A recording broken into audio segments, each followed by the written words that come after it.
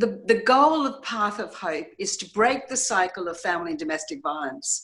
Now, of course, we don't like to think about that happening in society, but by dealing with the opposite side, so that's talking about really bad relationships, really dysfunctional relationships, hurtful, abusive relationships, what you've done is twist it on its head and make us think in terms of what is healthy. What does it look like to have a healthy relationship, a relationship that works, a relationship where people are listening to each other, have a chance to talk, have their opinions are important. Your opinion's important, my opinion's important. I listen to you, you listen to me, and then I might disagree with you, but that's fine. That's healthy. If I can disagree and you don't get upset, that's great. That's a healthy relationship. So that's what we're talking about with this healthy relationship challenge. And it's been a challenge, hasn't it? And it's come at the time of COVID isolation, which could have been quite a challenging in its own self. And yet it worked out that because people were isolated, it gave them a chance to stop and take time to actually check what was going on in their own lives. Like, people started to think about bigger issues than, as William Wordsworth said, about getting up, going to work to get the money to pay for the food so we can go to sleep and get up again and go to work. Like, life is more than that. And I think people began during this time of isolation to think about, what does it mean? What's my life? What does it mean? And where can I go from here to make it more healthy? And I think the challenge came at a right time. And so I'm interested in your connection with the Salvation Army. I had two lovely young ladies come to meet me and said they would like to give me raise some funds for my family and domestic violence service. So I thought, oh, wonderful, that's great. But we ended up having this awesome conversation. But even so, I still didn't get the idea that maybe they were thinking in larger terms than I was, because I was thinking of a couple of $100 and they were thinking of bigger things, much, much bigger things. And I just started doing some work on trying to get an outreach worker, because I believe, just like Rebecca was just saying about education being vital, I believe wholeheartedly in educating people, because in educating people, you can start breaking the cycle of what is happening in society. So an outreach worker could help someone who was outside in the community, hadn't come into a refuge, but would need support.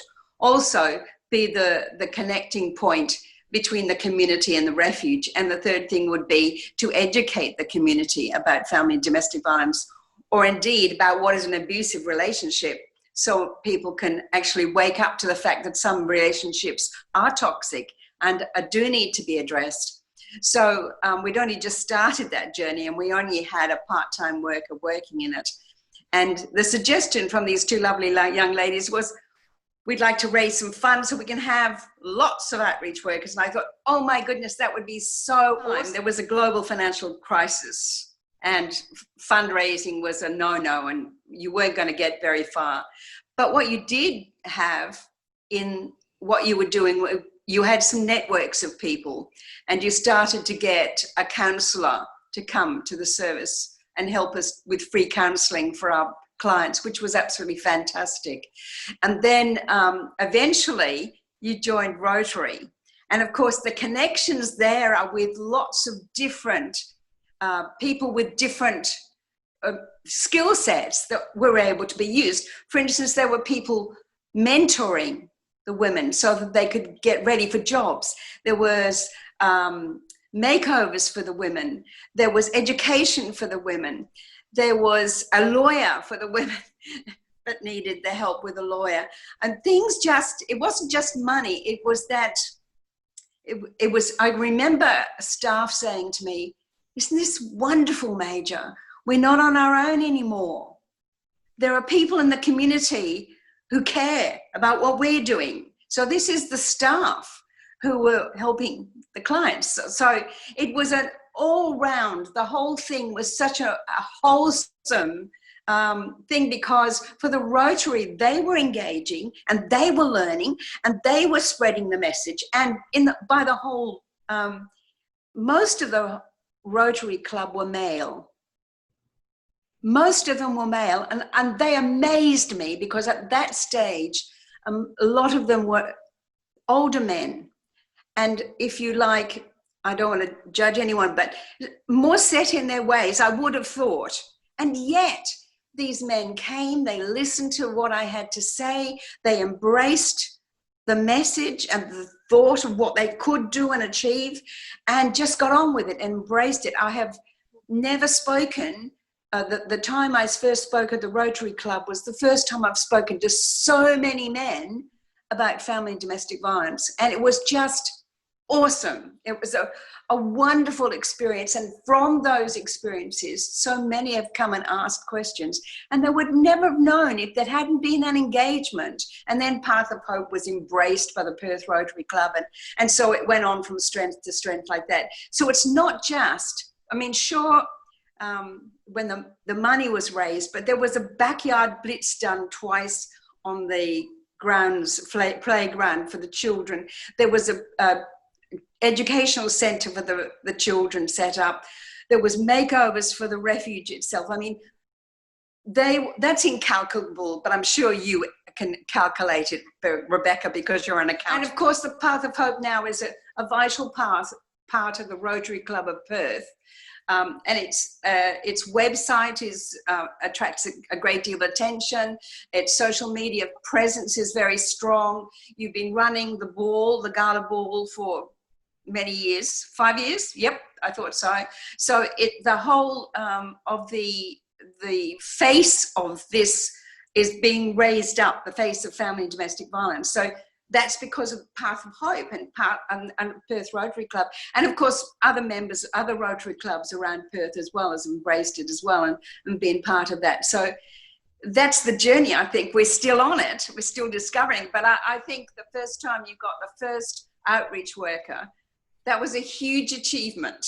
That was a huge achievement. So a full-time outreach worker, plus the half-time one that I'd already got, which I think is amazing. So yes, it's not just about, it's not just about money. It's about a relationship. It's about relationships. That is awesome. I just wanted to say that I had clients coming to me and saying, when the Rotary Club were doing this work, and remember the hard work that was done on the blitzes, the garden blitzes, they said, it came up, why are they doing this? And I said, they're doing this to make your life and your children's life better. For us, yes, for you, because they value you. They value who you are. They value the woman of grace that you are, the woman of potential that you are. And they were amazed that these people from the community were coming in and doing this. So it did something for those women. It did something for my staff. It did something for those women. And I guess still does, which is great. You know, Ed, from a Rotary point of view, Rebecca sort of, she had this gem of an idea, and she'd been working with Major Margaret, and then she became a Rotarian. And I think from what happened, the Rotarians could see that the issue of family domestic violence, it fitted within the Rotary areas of the 6 areas of focus, and it fits within, you know, recognising maternal and child health, basic education for the children, because when they flee their homes, they leave all their laptops or their books, their resources behind. It's about the mother's economic viability. So it's about peace and conflict resolution. So from a Rotarian's point of view, from a Rotary Club point of view, it's really easy for the Rotarians to see how working with this family, this Path of Hope Foundation model, raising awareness about family domestic violence, it fits within the Rotary model. Yes. So it's from a Rotary Club, it's really easy to see that this is a project worth picking up and working with. So Rebecca she spun in there like a tornado. Marriage of Rotary and Salvation Army, why it works so well, because from a Rotary point of view, it fits within our model. Another question, is this partnership, or maybe first of all, is from a Salvation Army point of view, is this a worldwide service that Salvation Army provides for family domestic violence? And then I'm wondering if Salvation Army, how do we connect with Salvation Army here and the project locally? And to answer your question about, is the Salvation Army, is there a domestic violence, family violence program everywhere? No, there isn't. There are certain Salvation Armies that have a more target here or there in helping people, because in some cases, like where I am, I'm in West Palm Beach, Florida, Palm Beach County. There's another organization that does specifically domestic violence. They run the shelter. It's part of the county, that sort of thing. But we have a focus on human trafficking. I can find out from Durham what their focus is. Every Salvation Army offers services to people who may be in domestic violence, but that may not be one of their focus. Was. And that's what I find about this challenge that you've put in place that is so good. There's a place for them to go, have a look at what a healthy relationship means, and then check your relationships in your home, in your work, in your leisure place. Are you being put back down, or do you put someone down? Like, there's the question. It's not just, are you being put down, but are you putting someone down? Are you disrespecting? Does everyone feel safe when you're around? Are the things you say making people safe, and so on? So it's a way of getting people to look at relationships and see that they are positive, in much the same way that when the women came in, we gave them a chance to have a look at their relationships, and they went, wow. And then so many said to me, how come I let that happen? How come I couldn't see? And of course, we know that the techniques are so very well done.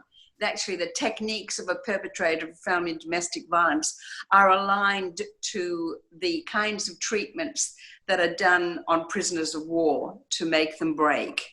So the coercions are so very clever, and the manipulation is so very clever. They don't see it until we give them a chance to look at it again. And so I think the healthy relationships challenge is so important in the area that we're dealing with family and domestic violence, because we want to change society and we want to change relationships, or at least we want to help people to change their relationships. So it's an important challenge to put out there and ask people, take a check, have a look, see what's happening. Do you feel respected in your workplace? Are you respectful in your workplace? Do you feel safe among your friends? Like, is your Rotary Club safe? Are they respectful? Like, there's things that happen along the way. And I mean, here in Australia, we've heard just recently of a disrespectful relationship among our judiciary. Well, there's a challenge there. Ask the question and do something about it. Do something about it. So I think empowering people to do something after that is really important. Thank you, everyone. It's been lovely. Thank you for connecting us. You're very welcome. Major Margaret, I hope I get to meet you one day. So do I. I'm so interested in what you're doing, and it's such a joy, even if it's this way, to say face to face, God bless you and your work.